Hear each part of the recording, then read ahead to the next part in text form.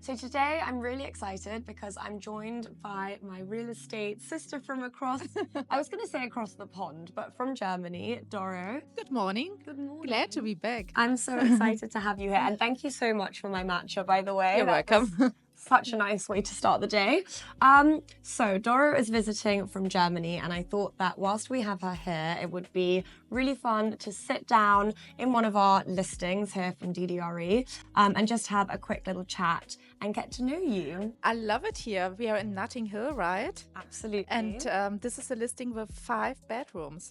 Exactly. So maybe we'll dive into your search and why you're in London. Yes. But just to give you a little bit of background, we met at Bodyism this morning just around the corner where Doro kindly picked up a matcha for me. And we have just nipped round the corner to Lonsdale Road where we're here in this incredible contemporary 5-bedroom home, which we have currently listed on the market for £8.5 million.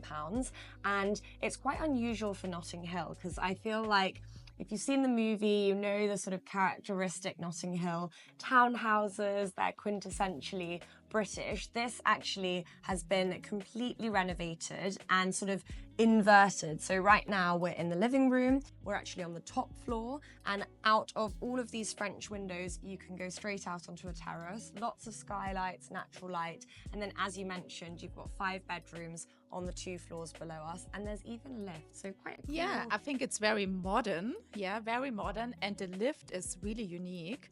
You have a lift in a townhouse. I would like to live here, actually. It's quite comfortable, yeah. Right? And this space behind us, I think to have open plan living space is really special. So Doro, can you give us a little bit of background, obviously for the audience who aren't familiar with you and what you do? Can you tell us a little bit about yourself? Of course, I'm Doro Metasch. I'm from Berlin. I'm the founder of 26 Homes. I founded my own company nearly 5 years ago. So in January, my 5th year starting. It's exciting. I'm doing a media business on the one hand and a sales business on the other hand. I'm combining this with a little team. So we are a boutique company focused on Berlin and especially focused on new developments. So I thought it would be really nice to sit down and have this chat because obviously as a female entrepreneur leading the way in real estate in your own country, there's obviously a lot of synergy and we've worked together in the past, but that's also part of the reason you're here in London. So do you want to talk a little bit about, what is the purpose of your visit and why we're here today?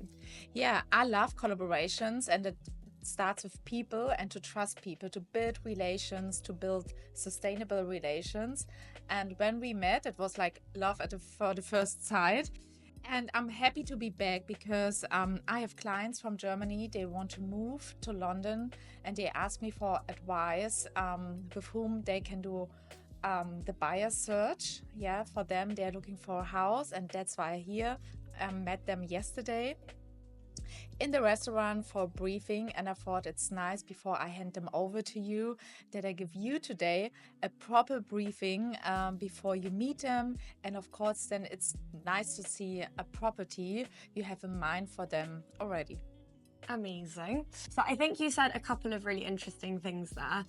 One of them is that you touched on trust, which obviously is hugely important in our industry. I wanted to ask you how you build trust with your clients and what's your sort of experience with building trust and how that kind of serves you further down the line in that relationship.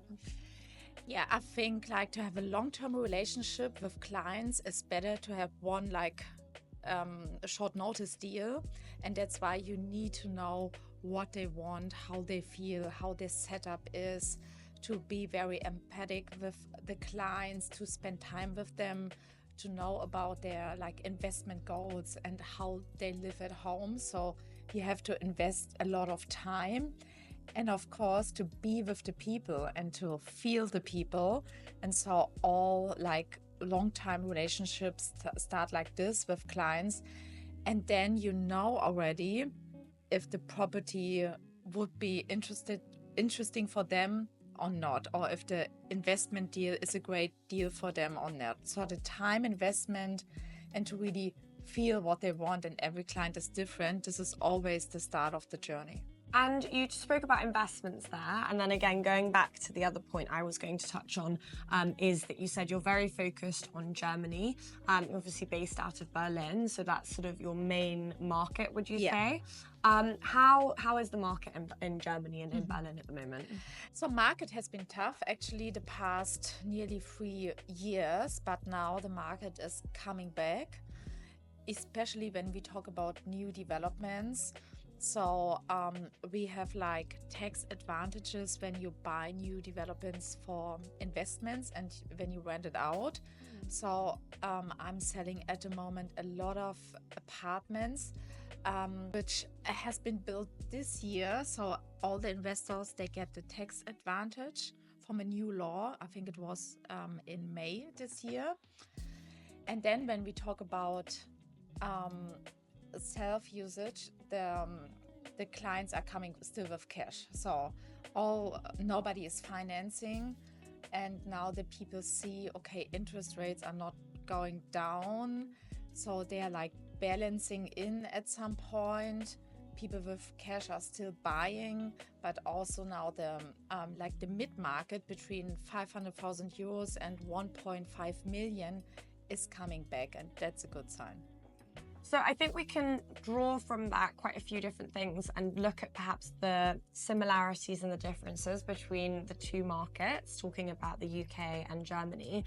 At the moment, obviously, I mean, it's been the same here. I'm not going to lie, it's not been easy for the past couple of years. As you said, interest rates have gone up.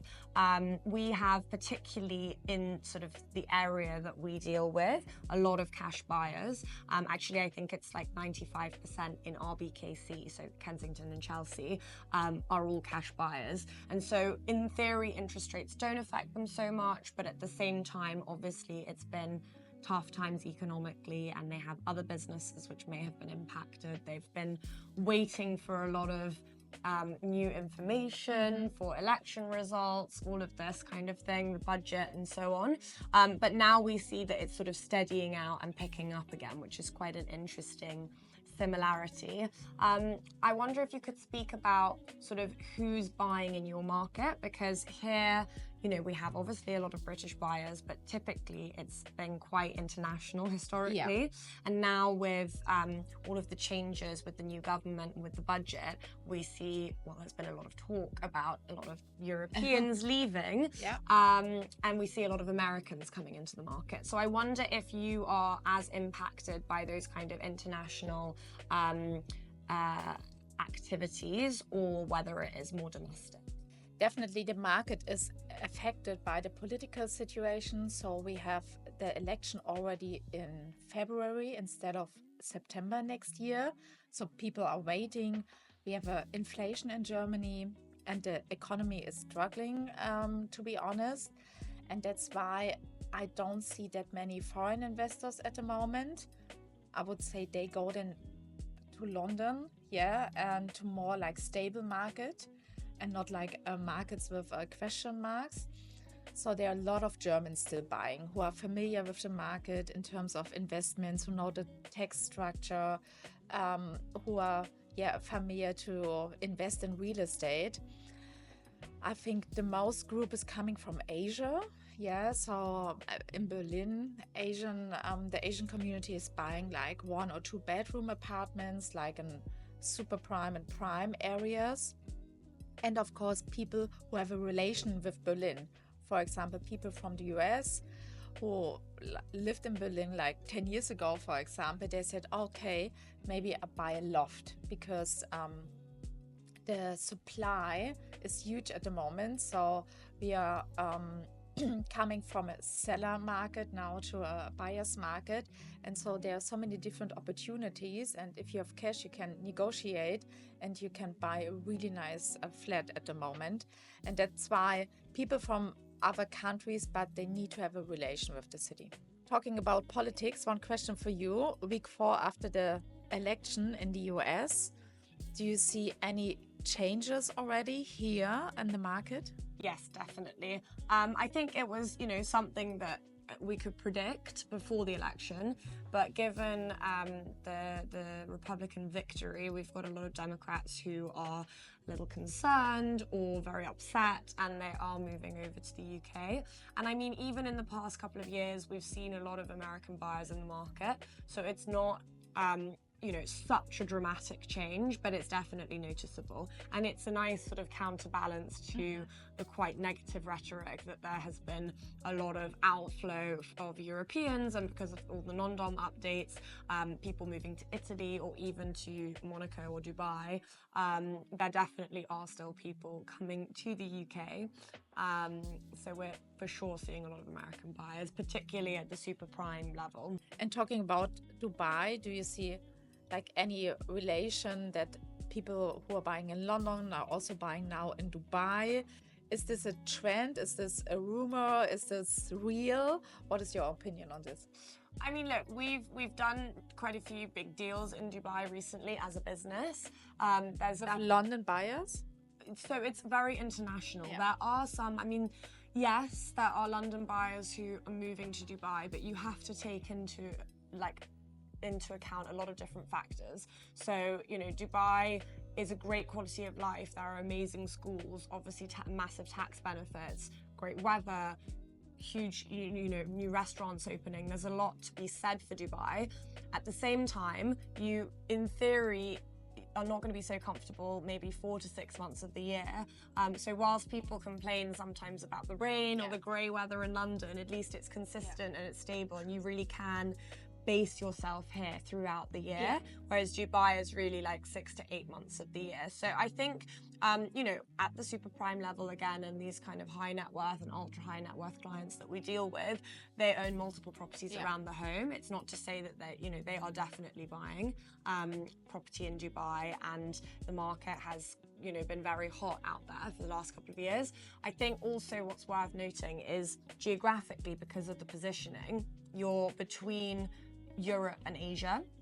So there are a lot of Indian buyers or Asian buyers who are spending their time between perhaps Delhi or Mumbai, Dubai, or somewhere else in the Middle East, and then London. And so they'll have properties in all of these places. And for that reason, Dubai and also Doha and Saudi, that is a very central location for them.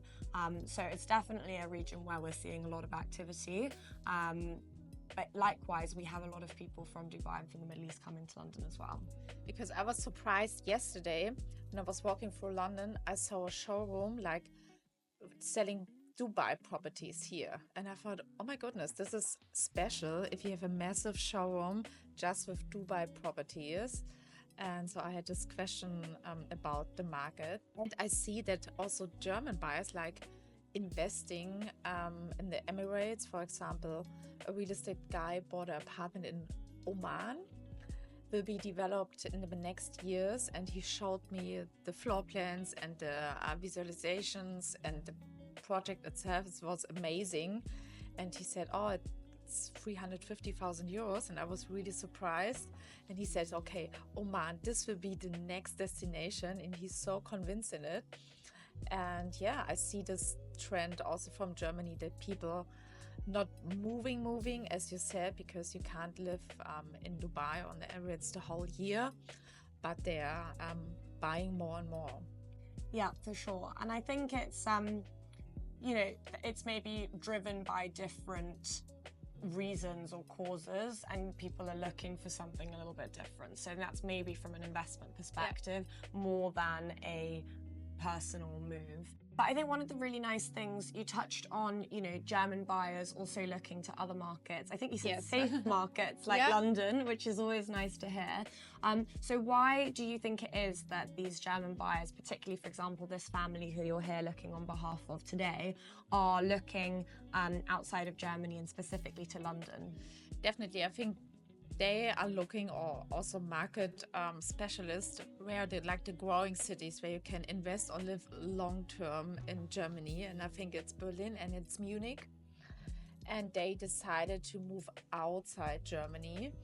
And they said London is always like a safe market from a investment, but also when they move here, buy a house and set it like in 5 or 10 years, they are really, really sure that it's the most stable market in Europe. And I totally agree with that. As I said, it's always easy when you're in the market and selling the market to say it. But also like developer families, yeah, who are moving abroad, they always choose London because it's a great lifestyle. It's international. You have a high quality of life. It's in education with opportunities. You're well connected. And I think it will never, ever lose. Oh, it's so nice to hear you say that because, like you said, I'm constantly telling my clients all of these things, but it is coming from a slightly more salesy place. So it's nice to hear somebody from outside of the market say that. But if you would like to invest in London, like in a 1-bedroom apartment, how much money do I need or do you need, and where would you buy at the moment? So that is such a difficult question because I think it depends on what you're optimizing for. If you're optimizing for security and knowing that that asset is always going to hold its value and be a really good like long-term investment and somewhere where I also perhaps would like to live in the asset whilst you're, you know, doing that, then that's a very different thing from if you look at, okay, where can I maximize and get the biggest return and maybe flip a property and sell it in a couple of years' time, which is becoming more and more difficult. Look, I specialize in prime central, so also particularly in like Holland Park, Notting Hill, where we are today, Kensington, and then we do like Marylebone, Mayfair, as you know, and Knightsbridge, Belgravia, all of these kinds of neighborhoods. I think one area that is super interesting, and I've been saying this to people for a couple of years now, but it's becoming increasingly obvious, let's say, is Bayswater and Paddington. So just between Notting Hill and Marylebone, you're close to the park. Particularly Bayswater now has a few major landlords who are doing really big, really exciting redevelopment projects, and there actually are a few which are coming to fruition now. So you've got Park Modern, which is a super prime development scheme directly facing Hyde Park, and then a little bit further down Queensway you have the Whiteley, which is a really exciting new development. You know, for a 1-bed in one of those you are looking at probably close to £2 million. So that might not be where I would be starting and investing my money just yet, but I think that whole area is going to see a lot of regeneration and kind of development. So you could look at a 1-bed for, you know, £500,000 or £600,000 in those streets where at the moment maybe they don't look as premium, but a colleague of mine has just done exactly that in Paddington, and it's a beautiful first floor stucco fronted property with really high ceilings, and it's just in a little neighborhood that's been a bit forgotten, but now is going to see like massive development. And I think that's so exciting because, as you mentioned, like being well connected is so important, and it's a very well connected central area. Yeah. So just before we round off, I wanted to also not forget to ask you about, or ask you to tell everyone about, the media side of your business. Yes. Because I think what's interesting with you is that what you do extends beyond just real estate, and you have so many, I mean, you're a very multifaceted person, but it's something that I've always been really inspired by and interested in. So can you tell us a little bit about how that came about and how you started that and what you do now? Yeah, I thought before I started, I wasn't satisfied with any newsletter, like mostly from the real estate portals. It was nothing like with design and style and content, and I thought, okay, I need to change this. So I started my business literally on a newsletter idea. And I think it's important to own the media, because when we're not doing Instagram in 5 years anymore, it doesn't make sense to have like 50,000 followers. But when I have all the email addresses and can connect to potential clients, this is a really great value. And that's why I'm giving advices also for properties which I'm not selling, like from an agent in Munich or in Hamburg, which I don't know, to say, okay, if I have a look in Hamburg in a certain category, for example, first investment or real estate dreams, we are screening the internet and looking for offers and then sharing this with the community. And you can compare it to like a concierge service when you do personal shopping. You go to Harrods, for example, and then you just need to try it on, but you don't need to go through all the clothes. Somebody pre-selected something, and this was an idea which built up my community. And so I'm also doing like lead creation for developers, because I think it's really important to see the building process, to be on the building side, to not only see the visualization, to see the people behind. Can you trust them? How is the financing of the new development, and so on and so on. And I can ask them questions everybody is questioning. And so this is a very important thing for me, that I'm independent, like from real estate portals and so on, because I created like my own small but very qualitative media platform. And I heard a German friend of you is on there as well. I was about to say, somebody sent it to me the other day. They sent me screenshots, which is always really nice to see. And I think that's super interesting what you said about like owning your own media, because there's also, well, you create your own personal brand, you build your personal brand, and I think you also build trust equity with your clients, potential clients, your audience, and we said already how important that is. But thinking to the future as well, it's really exciting. So to wrap up, and on that note, if people would like to either subscribe to your newsletter or follow your journey, where can they find you? Definitely on Instagram at 26 Homes, and then you have all the links to subscribe to the newsletter or YouTube, whatever you want, or send me an email if you have questions on the German market, especially the Berlin market, and I'm happy to help. Amazing. Well, thank you so much. Thank you. So happy that we could do this, and I will probably see you in Berlin soon. Hopefully. So next time we will meet again in Berlin. Definitely. Thank you. Thanks. Bye, guys. Bye.